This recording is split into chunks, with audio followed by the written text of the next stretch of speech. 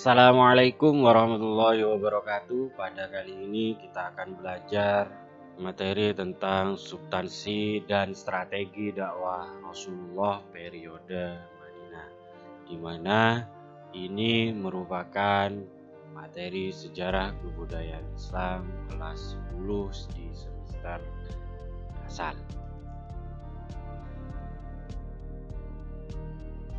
Mari kita lihat kompetensi dasar dan indikator pencapaian pada pembelajaran ini. Pada 1.5 yaitu menghayati perjuangan Nabi Muhammad dalam membangun peradaban Islam di Madinah. Pada 2.5 mengamalkan hidup rukun dan saling menghargai antar umat beragama. Yang selanjutnya yaitu menganalisis strategi dakwah Rasulullah pada periode Madinah. Dan pada titik 3.6 mengapresiasi strategi dakwah Rasulullah periode Madinah dan menyajikannya dalam bentuk tulisan atau media lainnya. Sedangkan indikator pencapaian potensi yang harus dicapai dalam pembelajaran ini, yang pertama yaitu menunjukkan sikap menghayati perjuangan Nabi Muhammad dalam membangun peradaban Islam di Madinah. Selanjutnya membiasakan mengamalkan hidup rukun dan saling menghargai antar umat beragama.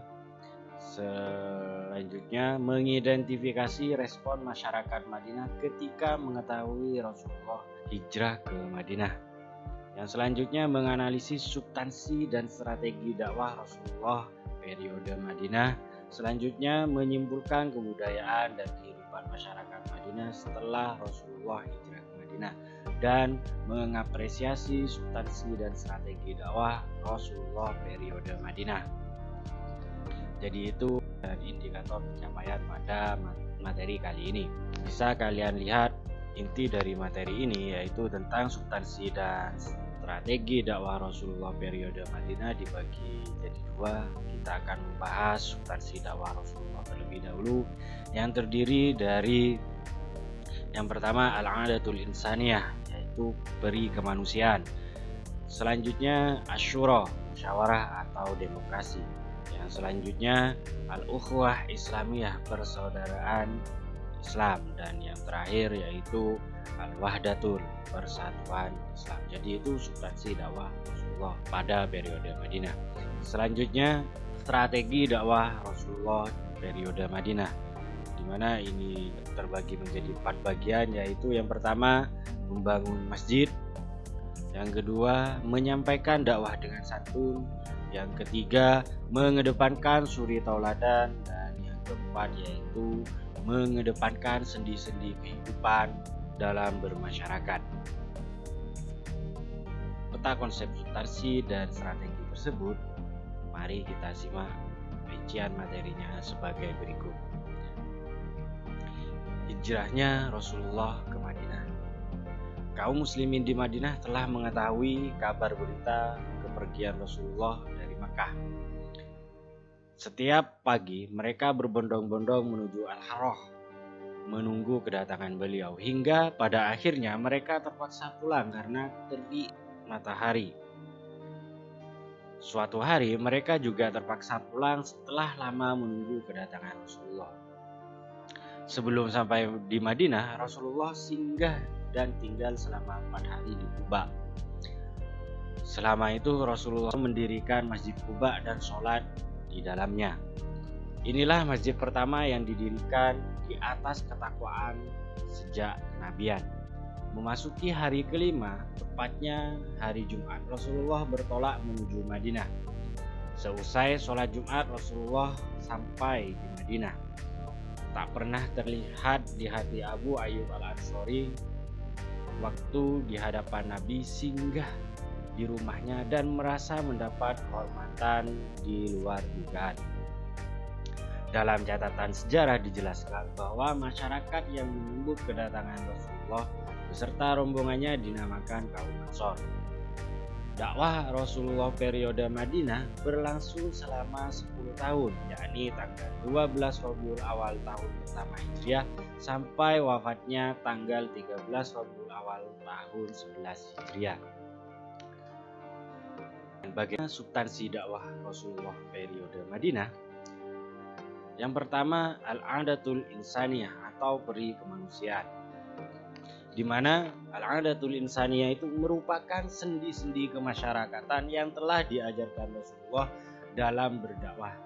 Nilai-nilai yang dikembangkan dalam kehidupan masyarakat dalam bentuk sikap dan tindakan secara islami. Selanjutnya asyura atau musyawarah juga bisa dikenal dengan demokrasi.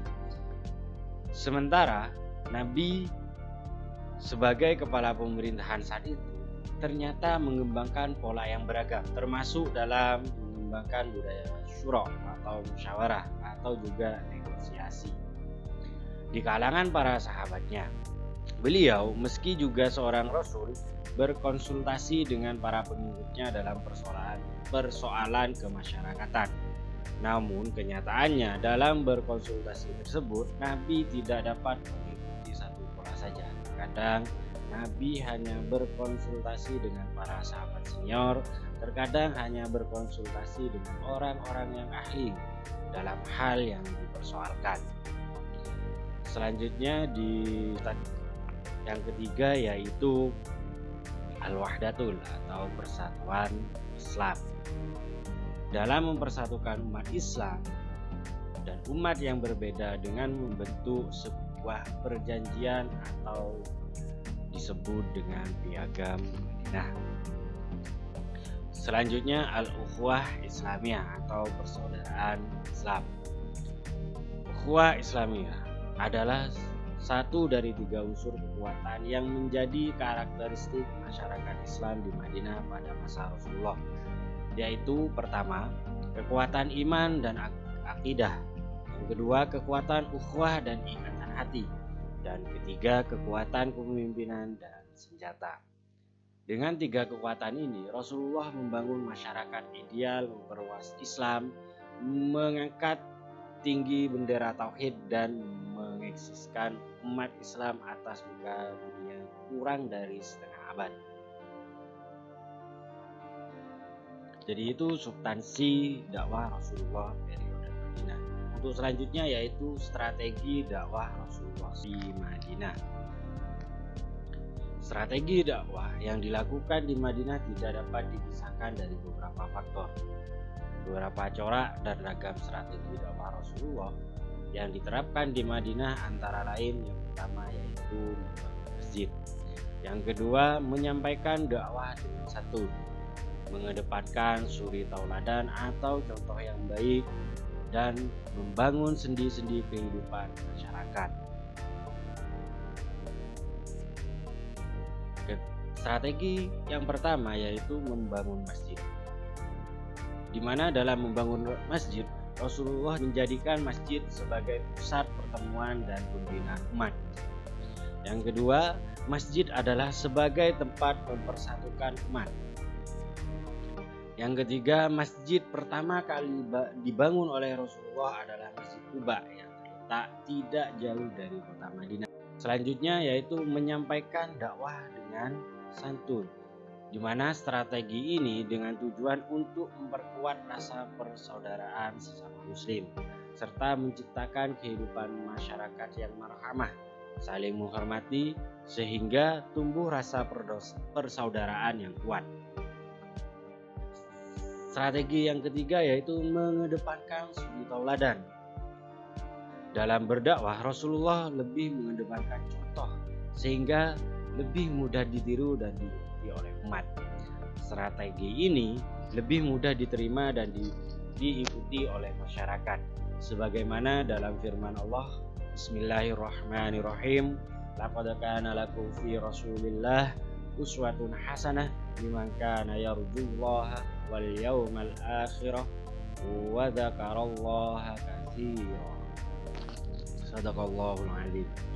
Yang mana artinya sungguh telah ada pada diri Rasulullah itu suri tauladan yang baik yaitu bagi orang yang mengharap rahmat Allah dan kedatangan hari kiamat dan yang banyak mengingat Allah.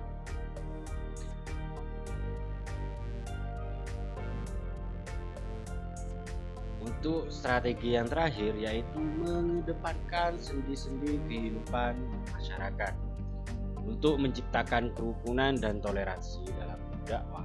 Rasulullah menyampaikan aturan yang terkenal dengan istilah Piagam Madinah. Piagam Madinah bermaksud untuk membentuk sebuah masyarakat di bawah naungan Islam. Dalam piagam tersebut mengatur segenap aspek kehidupan, isi akidah, akhlak, kebajikan, undang-undang, kemasyarakatan, ekonomi, dan lain-lain.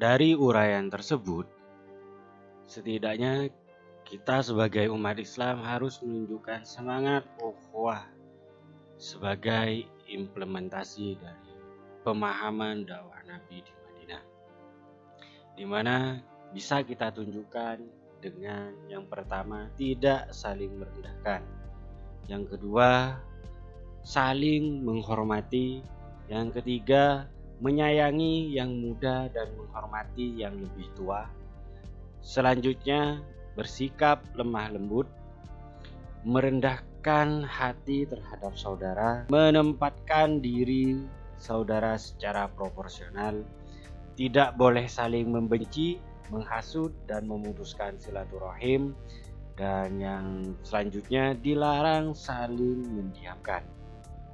Dan yang terakhir saling berjabat tangan sehingga diampuni dosa-dosanya. Jadi itu implementasi yang harus kita tunjukkan dalam kehidupan sehari-hari dari pemahaman dakwah Nabi di Madinah.